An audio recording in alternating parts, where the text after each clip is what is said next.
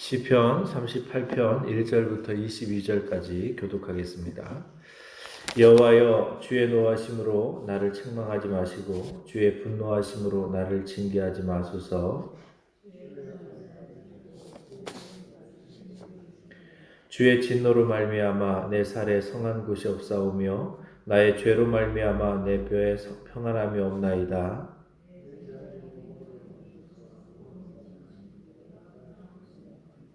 내 상처가 썩어 악취가 나오니 내가 우매한 까닭이로소이다.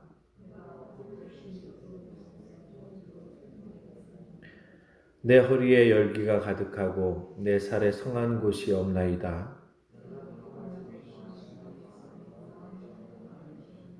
주여, 나의 모든 소원이 주 앞에 있사오며 나의 탄식이 주 앞에 감추이지 아니하나이다.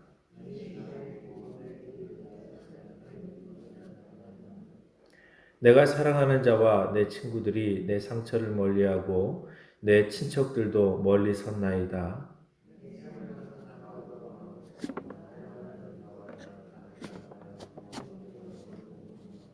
나는 못 듣는 자같이 듣지 아니하고 말 못하는 자같이 입을 열지 아니하오니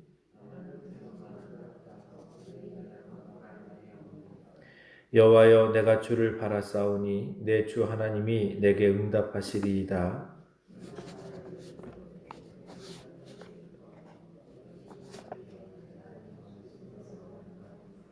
내가 넘어지게 되었고 나의 근심이 항상 내 앞에 있사오니 내 원수가 활발하며 강하고 부당하게 나를 미워하는 자가 많으며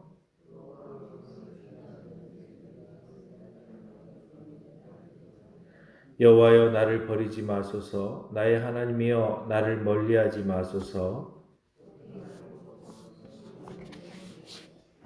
아멘. 할렐루야. 말씀의 은혜가 저와 여러분들에게 있길 간절히 소망합니다. 죄짓지 마십시오라는 제목으로 말씀을 증거하겠습니다. 시편 38편도 다윗의 시입니다. 표제어로 다윗의 기념하는 시라고 이렇게 붙어 있습니다. 다윗이 뭘 기념하려고 이런 시를 썼을까요? 사실 시편의 내용을 이렇게 들여다보면 매우 고통스러운 그러한 표현들이 많이 등장을 합니다. 매우 큰 슬픔을, 아픔을 이렇게 기록을 하고 있는데 다윗이 무엇을 기념하기 위하여서 사실 이 시를 썼을까 문득 궁금해집니다. 왜냐하면 시편 내용을 읽어보면 사실은 하나님, 내가 이런 죄악으로 인하여서 너무나도 고통을 당하고 있고 그리고 나의 대적으로 인하여서 내가 너무나도 많은 아픔을 당하고 있습니다. 뭐 이런 얘기인데 도대체 뭘 기념하기 위해서 이 시가 기록이 되어졌을까 궁금해지기도 합니다. 우리가 무엇을 기념한다라는 것은 좀 좋은 일들이잖아요. 뭐 생일을 기념하거나 아니면 뭐 결혼을 기념하거나 또 창립을 기념하거나 뭐 이런 좋은 일들을 기념하는 것인데 다윗은 도대체 무엇을 기념하기 위해서 이 시를 기록했을까요? 먼저 내용을 이렇게 들여다보면 다윗은 자신을 책망하지 말아달라고 이렇게 이야기를 합니다. 여호와여, 주의 노하심으로 나를 책망하지 마시고 주의 분노하심으로 나를 징계하지 말아 주십시오라고 이야기하죠. 그러니까 다윗이 이렇게 기도를 시작하는 것을 보면 자기가 무슨 지은 죄가 있는 거예요. 그래서 하나님, 내가 하나님 앞에 지은 죄가 있는데 그것으로 인하여서 너마도 강하게 징계하지 말아 주십시오. 사실 여러분, 다윗은 죄에 대하여서 정말 하나님께 회개하고 나갔던 사람이잖아요. 그렇게 이제 기도를 이렇게 시작을 합니다. 그런데 2절부터 보면 너무너무 괴롭다라는 거예요. 여러분, 문득 이 다윗의 어떤 입장을 한번 생각을 해봤습니다. 이게 지금 하나님 앞에 고백하는 시가 우리에게 이제 전달되어져서 우리가 읽어서 다윗의 마음을 알아서 그렇지, 지금 다윗이 누구한테 하소연을 하고 있는 게 아니잖아요. 사람들 붙잡아 놓고 이 사람 저 사람에게 이런 하소연 저런 하소연을 하고 있는 건 아니잖아요. 물론 뭐 사람들의 어떤 일반적인 삶의 패턴을 보면 분명히 어떤 마음을 나누고 있는 뭐 친구라든지 아니면 그런 사람들이 있었을 수도 있지만 뭐 그런 기록들은 사실은 뭐 우리가 추측하는 것이지 한 번도 등장하지 않기 때문에 오히려 하나님께 이렇게 자신의 마음을 다 고백하는 것을 보면 사실은 다윗은 자신의 억울함과 힘든 것과 그리고 때때로 하나님 앞에 범죄하였을 때에도 정말 하나님께 고백하고 또 하나님 앞에 잘못했다고 얘기하고 또 하나님 앞에 모든 것을 하나님과 문제를 풀어가셨던 분이신 거예요. 2절부터 보면 다윗이 너무나도 괴롭다라고 이야기를 합니다. 주의 화살이 나를 찌르고 주의 손이 나를 심히 누릅니다. 주의 진노로 말미암아 내 살에 성한 곳이 없사오니 나의 죄로 말미암아 내 뼈에 평안함이 없습니다. 그러니까 하나님께서 나를 계속 찌르고, 그러니까 뭐 하나님께서 뭐 일부러 막 찌르시겠습니까? 하나님께서 자신의 어떤 지은 죄 때문에 나를 보호하지 아니하시고 나를 이렇게 막아주시지 않으시니까 어떤 세상의 모든 어떤 그런 불화살들이 화전들이 자기를 계속 공격해 오는데 주님이 안 막아주시니까, 그러니까 안 막아주시는 것에 대하여서 주님께서 징계하시는 것이라는 것이죠. 징계하시니까 자기를 안 막아주시니까 그것이 자기를 계속 찌른다라는 거예요. 이것을 주의 화살이라고 표현하는 거거든요. 그래서 내 살이 성한 곳이 없다. 여러분 실제로 몸이 막 망가졌다라는 이야기보다는 그가 이제 시인으로서 내가 이만큼 엉망이 되어졌습니다. 이런 고백인 것이죠. 그러니까 자신이 하나님 앞에 죄를 지은 것 때문에 사실은 어떤 면에서는 그것을 감당해야 되잖아요. 죄에 대한 대가니까. 그런데도 불구하고 너무나도 고통스럽다라는 것이죠. 사실 여러분, 내가 죄를 짓지 않고서도 하나님 앞에 어떤 그 세상의 어떤 고난을 당할 때에도 그때는 또 억울하다라는 생각을 하겠죠. 그런데 어쨌든 고통을 당하는 거, 내가 죄를 지어서 하나님께 징계를 받아서 고통을 당하든지 아니면 내가 하나님 앞에 훈련이라는 어떤 명목으로 내가 고난을 당하든지 어쨌든 인생이 고난을 당하는 것은 힘든 일이란 말이죠. 견디기가 힘들고 그것이 아무리 나중에 나에게 어떤 그 양약이 되어지고 나를 정금과 같이 나오게 하고 나를 또 이렇게 강한 어떤 그리스도의 군사로서 나를 훈련시켜서 나오게 한다 할지라도 그 자체를 견디는 것은 참 고통스러운 거예요. 근데 다윗이 자기가 지은 죄 때문에 하나님 앞에 이렇게 하나님 내가 지은 죄 때문에 이렇게 고난을 당하기 때문에 마땅히 이것을 감당해야 되지만 그래도 너무 고통스럽습니다. 이렇게 지금 고백을 하고 있는 것이죠. 그래서 내 죄악이 내 머리에 넘쳐서 무거운 짐 같으니 내가 감당할 수가 없습니다. 내 상처가 썩어 악취가 나오니 내가 우매한 까닭이로소이다. 내가 아프고 심히 구부러졌으며 종일토록 슬픔 중에 다닙니다. 그러니까 다윗이 우울증에 빠질 수도 있겠어요. 계속 그런 어떤 그런 문제들이 해결되어지지 않고 계속 고난이 찾아오고 그리고 어려움이 있고 그러니 여러분 얼마나 그 마음이 힘들겠습니까? 그러니까 내 허리에 열기가 가득하고 내 살에 성한 곳이 없습니다. 내 살에 성한 곳이 없다라는 표현이 2번이나 등장하거든요. 보통 여러분 시가요 운율을 맞추기 위해서 어떤 표현들이 뭐 요즘에 또 라임을 맞춘다 뭐 이런 표현 뭐 라인인가 라임인가 이렇게 이런 것을 맞춘다라고 해서 운율을 맞추는 것이 있을 수는 있지만 다윗은 사실은 그런 표현이 그런 운율을 맞추는 그런 시는 아니잖아요. 정형시가 아니고 거의 산문시처럼 그냥 그런 고백들이 쭉쭉쭉 나오는 거잖아요. 그런데 이런 표현들이 2번씩 나온다라면 문학적인 기법에서는 사실 같은 표현을 2번 쓰지 않거든요. 그러니까 운율을 맞추기 위해서 단어를 바꾸든지 아니면 어떤 그런 운율이 그런 표현들이 계속 등장을 해서 오히려 그것이 특징이 되어지게끔 만들면 모르겠지만 사실은 일부러 이렇게 만들지는 않는데 그만큼 사실은 자기의 살이 성한 곳이 없다라는 것이 다윗에게 있어서는 자신의 지금 현실인 것이죠. 그만큼 고통스러운 거예요. 뭐 때문에요? 자기가 지은 죄 때문에요. 자, 그래서 내가 피곤하고 심히 상하였음에 내 마음이 불안하고 신음합니다.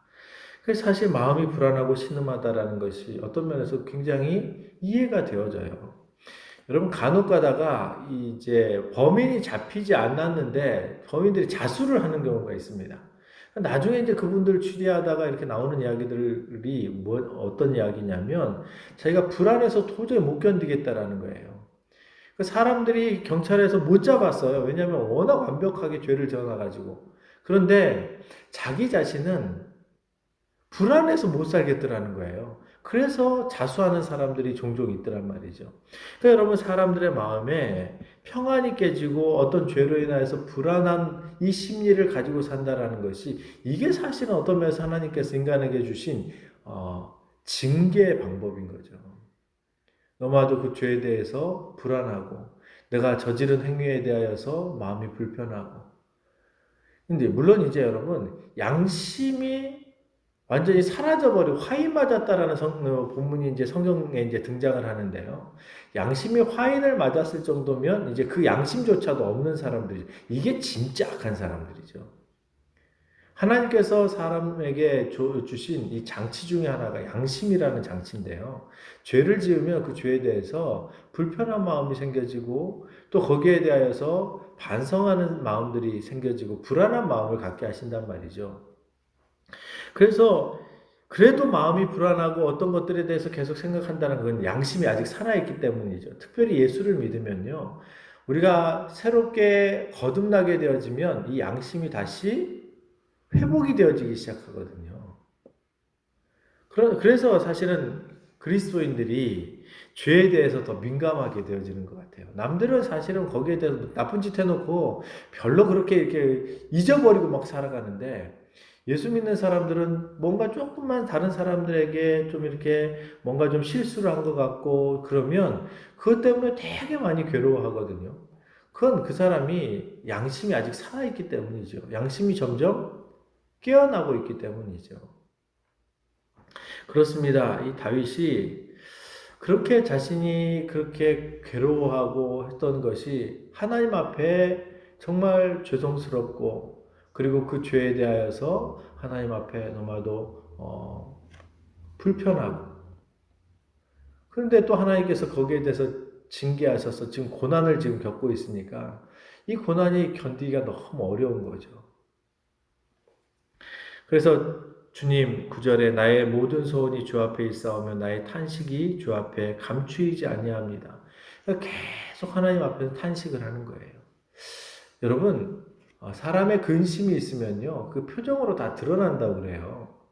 근데 이제 다윗도 사실 하나님 앞에 이렇게 고백을 하지만 그가 인생을 살아가면서 사실 사람들 앞에서 그의 근심과 고난들이 뻔히 보였을 거란 말이죠.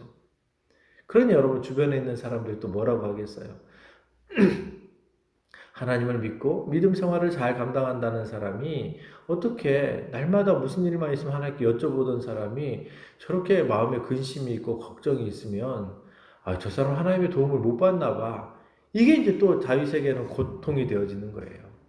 왜냐하면 사람들이 자꾸 뒤에서 수근수근거리고 그리고 또한 거기에 대해서 계속 비난을 하고 대놓고 비난을 하는 사람도 있었지만 보통은 다들 뒤에서 비난을 하잖아요.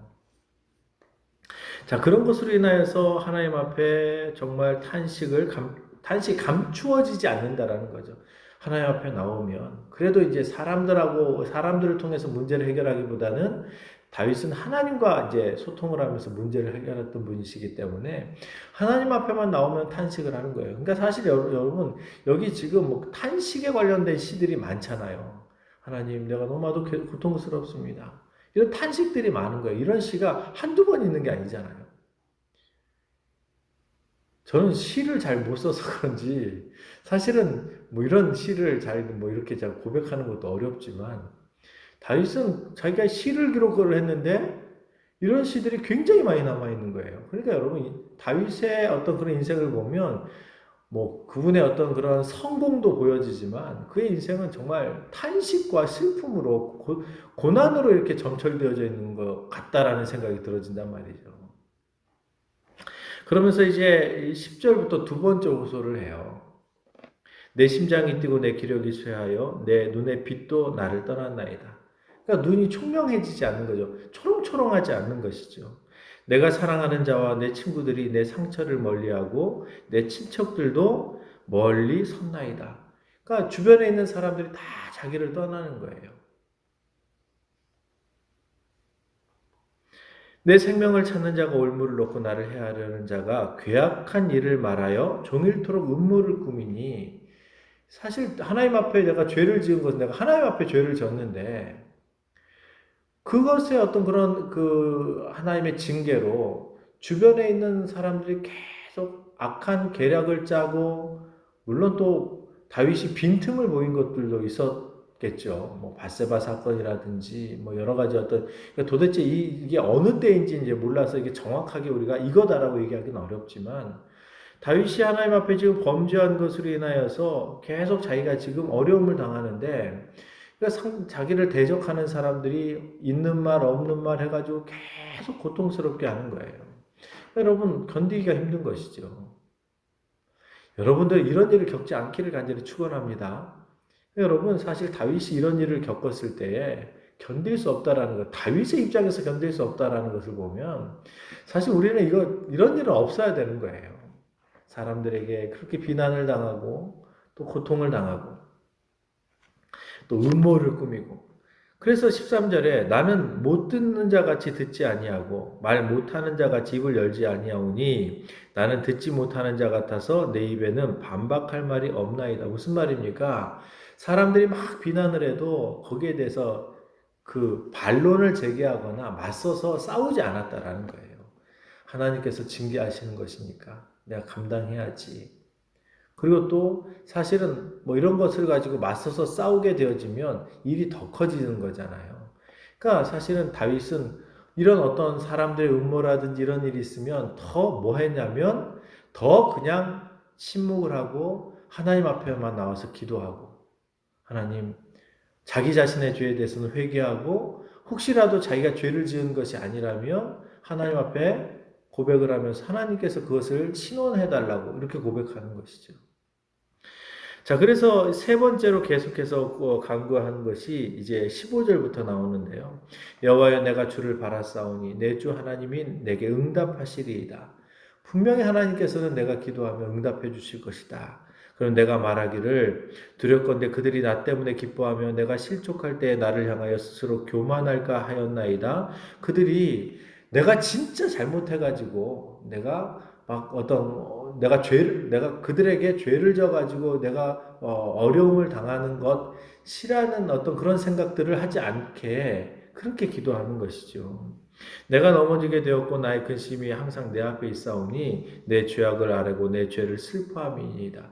내가 하나님께 지은 죄 때문에 내가 슬퍼하는 것이지 사람에게 지은 죄 때문에 슬퍼하는 것이 아니라는 거예요.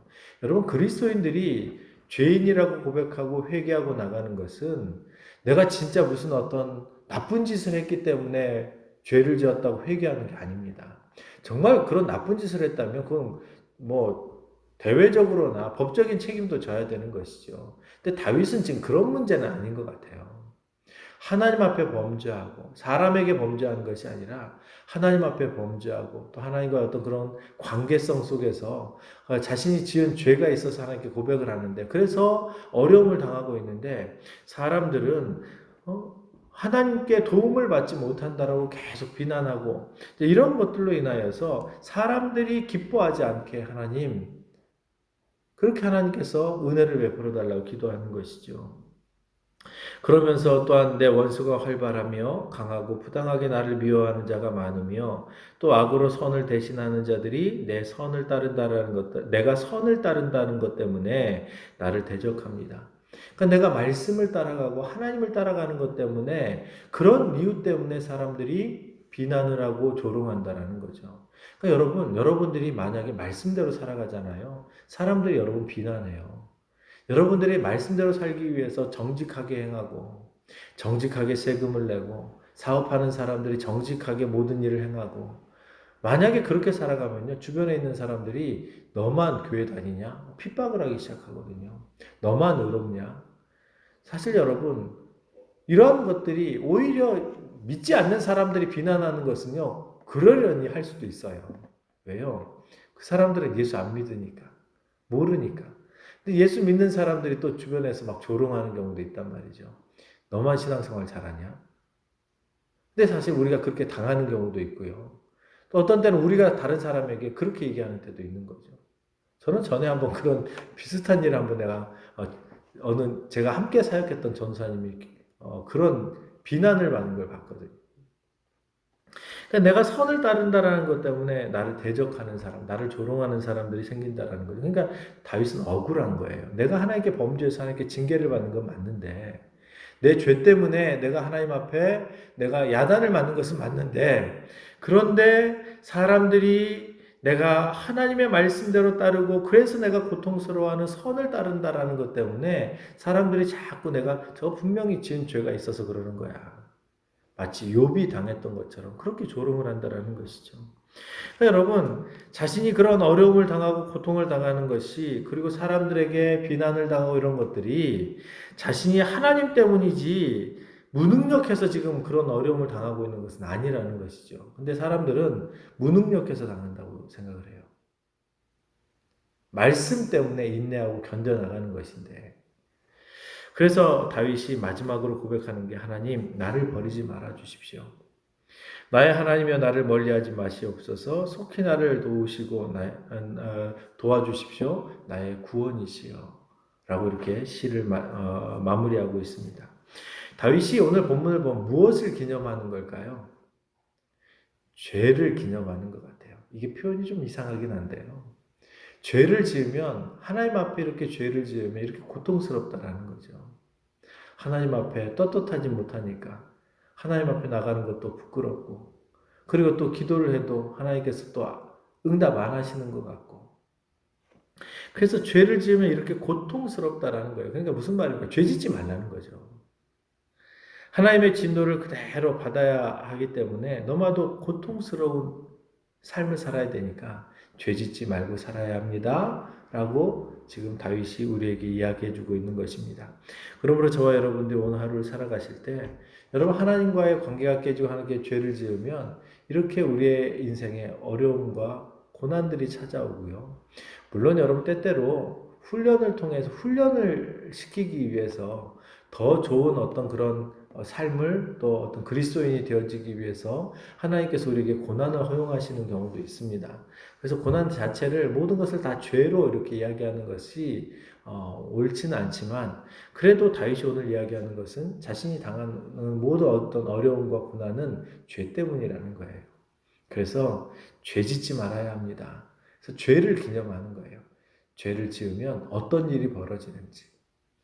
그러므로 저와 여러분들이 오늘 하루를 살아가실 때에 여러분 죄를 짓지 말고 살아가길 간절히 바랍니다. 하나님 앞에 정결하게 누가 뭐라 그래도 하나님 앞에 바르게 누가 손가락질을 하고 비난을 하고 또 악플을 달고 또 뭐 이렇게 이상한 소문을 내고 다녀도 그게 여러분들이 지은 죄가 아니라면 하나님 앞에 아뢰고 또 하나님 앞에 또 호소하고 왜 하나님 이것을 허용하십니까? 그것을 여쭤보고 그렇게 해서 이 모든 고난들을 잘 견뎌나가서 믿음으로 승리해 나갈 수 있는 저와 여러분 되어지기를 간절히 축원합니다.